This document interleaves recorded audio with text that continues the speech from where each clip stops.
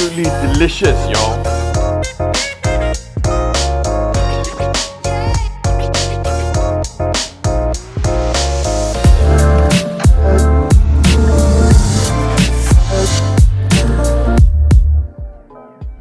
Once again, Salam Ramadan, and this is another episode of my Ramadan special where I repurpose Ramadan leftovers and turn them into something brand new. So I've been receiving a lot of comments from my last video when I asked about, what are your common leftovers. I received a lot of people saying ketupat, which is compressed rice. Yeah, it looks something like this. Where it's served with satay, it's served with lontong, and a few more other common dishes during Ramadan. So people always have a lot of leftovers of this compressed rice. Now today I'm going to be using this ketupat and turning it into something very interesting. Fried carrot cake. But of course, without the carrot. Yeah, we're going to be using ketupat. Now the second ingredient, right, that a lot of people told me that they have as leftovers is lemang. Yeah, this is lemang. This is glutinous rice that's cooked together with coconut milk inside bamboo. So it's very, very fragrant, it's rich, it's sort of sticky. And what I'm going to be turning this into is we're going to be making tteokbokki, lemang tteokbokki. I mean, it sounds a bit out of the box. It works in my head. This is the first time I'm going to be trying it, so make sure you watch till the end, okay? So the first dish that we're going to be doing is the fried carrotless cake using ketupat, right, or compressed rice. Now I'm going to need a few ingredients. One of the ingredients is the preserved radish. Okay, this I'm using the salted version. There is a salted one, there's a sweet one. It really depends on you. I love savory, so I'm using the salted ones. Okay, bean sprouts for some nice crunch. Yeah, and also I've got this nice sambal. Yeah, this basically you can use any version of a sambal tumis that you absolutely love from a jar. Anything instant is great because we're talking about speed when we're doing this. Right, spring onions. Fantastic. So now let's start prepping. First ingredient, garlic. Couple of cloves of garlic. Smash.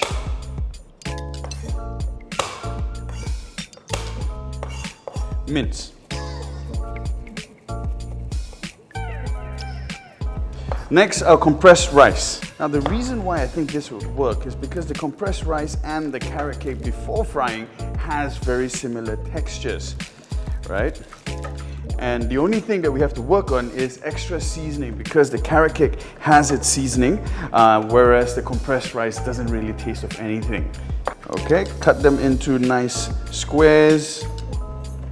Not too small, because once we start stir frying them, chances are it's going to break up a little bit more.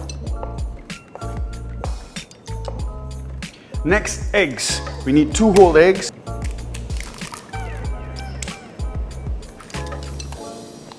Beat with chopsticks or a fork.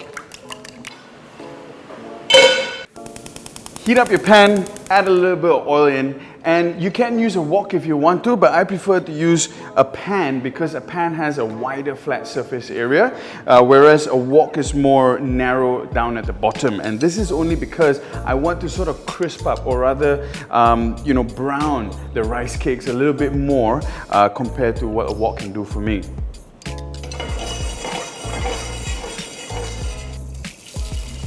Rice cakes in. Now this step is completely optional, yeah? I'm doing this simply because I want a crustier surface area from the rice cakes. If you do not want to have to fry it once before frying it again, then you can omit this step and skip right straight to the second step. All right, now we can start to flip them.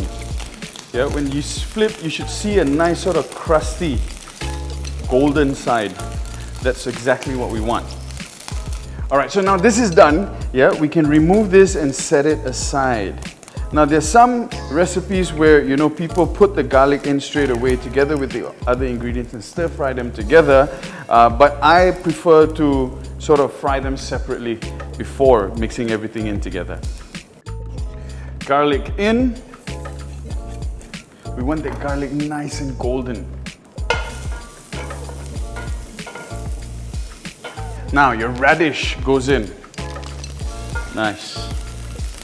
You want to fry the radish so the aroma of the radish really perfumes this dish, yeah? Eggs in. You want to fry off the eggs a little bit before we add in the rice cakes. Nice. Rice cake goes in. Give it a quick toss around. Now, I'm putting in the sambal. Okay, this is a sambal. You can use whatever sambal, your favorite sambal that you have. If you have leftover sambals, you can use them, or even like me, from a jar, straight, it's fine. I'm using the crispy shrimp sambal because I love the crispy shrimp sambal. Yeah. Mix it all together. This will give it that nice spiciness. Obviously, you put as much as you can handle. Yeah. Now we will be seasoning this with a little bit of soy sauce. There we go, nice. Now remember what I said, that the carrot cake has flavor independently, yeah, but the rice cakes doesn't, so we have to season heavier than usual. Yeah, now a little bit of dark soy sauce. Give it all a good mix. There we go. Nice. Now, I'm going to be adding in the bean sprouts. Bean sprouts at the end because we want to maintain that nice crunch. There we go. Some people like their carrot cake, well in this case rice cakes, to be a little bit smaller. If you prefer it smaller, just use your ladle or a spatula and just break them up a little bit more. Yeah. Once you add the bean sprouts in, you want to make sure that you don't over fry it, yeah, because you don't want to lose that crunch. Give it a quick taste. Ah, smell. This is good. All right, so this is done and we're ready to plate up.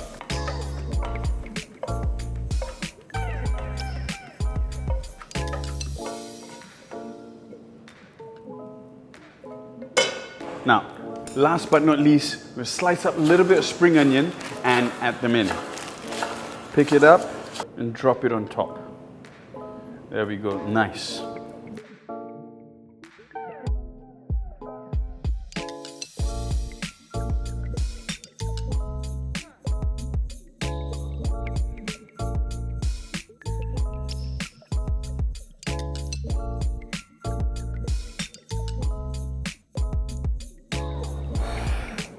This smells absolutely delicious, y'all.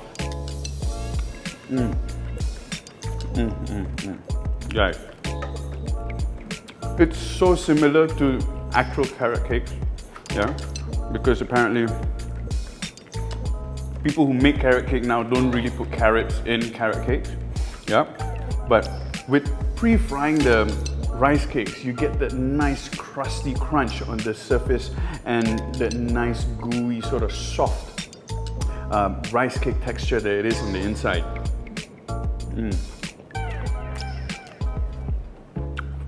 So this is one recipe, very, very simple, using almost everything that you would have in your kitchen to repurpose ketupat, something as boring as just plain yesterday old rice cakes. And you can turn it into something that's fresh, it's delicious, so appetizing.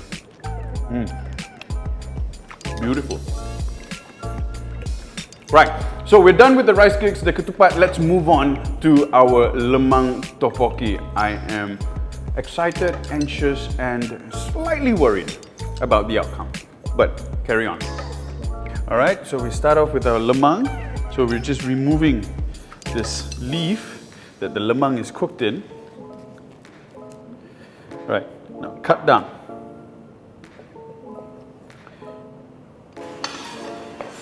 All right, so the next ingredient we're going to prepare is our fish cake. Now this really is up to you. Some people use fish cakes, some people just use rice cakes. So it really depends on what you like. I like fish cakes. Cut them diagonally. Spring onion.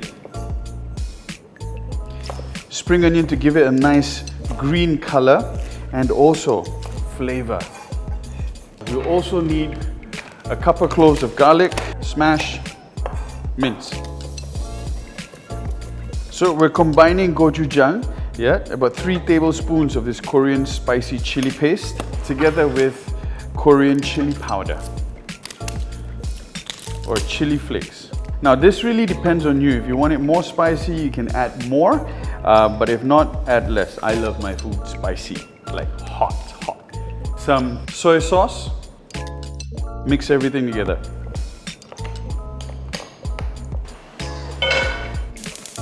Add some oil. We want to heat up the oil before we add in the fish cakes.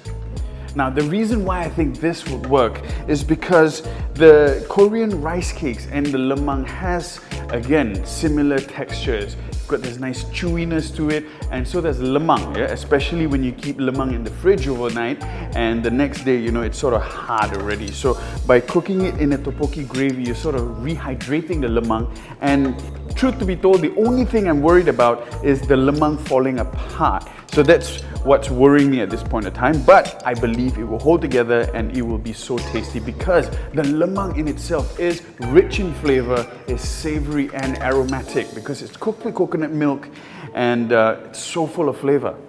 Fish cakes in. What I like to do is I like to sort of fry up my fish cake first because that will sort of give the aroma from the fish cake to the dish. There are a few versions of making tteokbokki. Some people put everything together and boil it together with the sauce, but I prefer a bit more stir-fried version. Now, garlic in. Get your garlic nice and fragrant.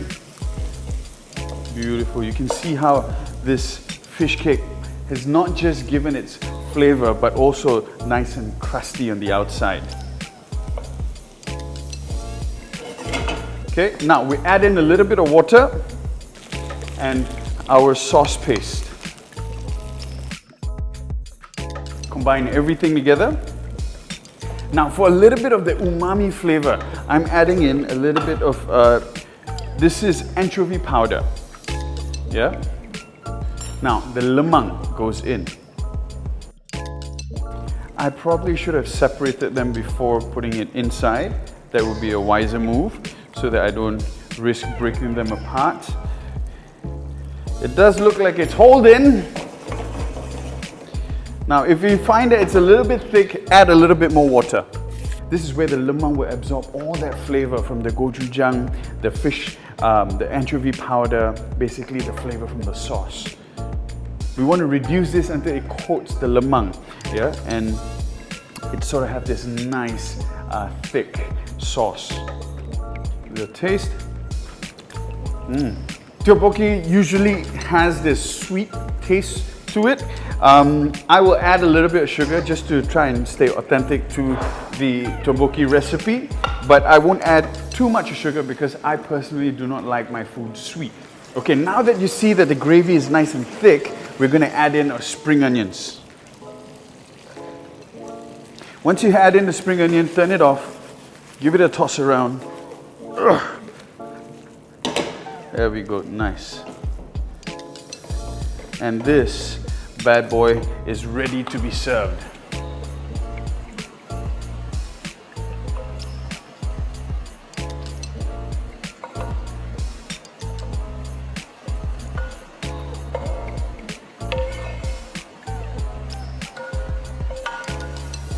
And lastly, we add in a little bit of mixed black and white sesame seeds.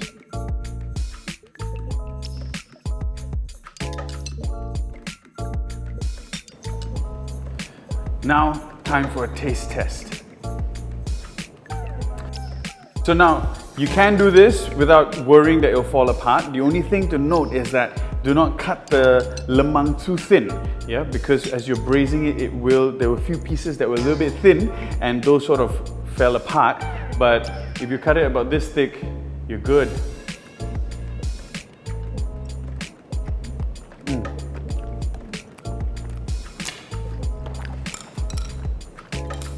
You know, truth to be told, I almost never want to have tteokbokki with just rice cakes ever again. This is just way more full of flavor because your rice cakes are essentially flavorless. Yeah, but this, you have the lemang that's cooked again with coconut milk inside. It has this really nice, rich, coconutty flavor to the rice cake that it's just so amazing, and it goes so well with the tteokbokki sauce. God, this is good. We have lemang. Go get some gochujang. Even if you don't have Korean chili powder or chili flakes, doesn't matter. Use regular chili flakes. Honestly, I didn't know what to expect. This really surprised me in a very, very good way. Alright guys, so I hope you've enjoyed these two very simple to make recipes using your request of Ramadan leftovers, the ketupat and lemang. Now continue sending me requests on what leftovers you commonly have at the comment section down below, and let me think of a way to turn it into something fantastic for you. Okay, take care. Guys, if you've enjoyed this video, please do hit the like and subscribe button and also the bell button so that you get notification the next time a new video is out. Once again, Salam Ramadan guys, take care, love y'all.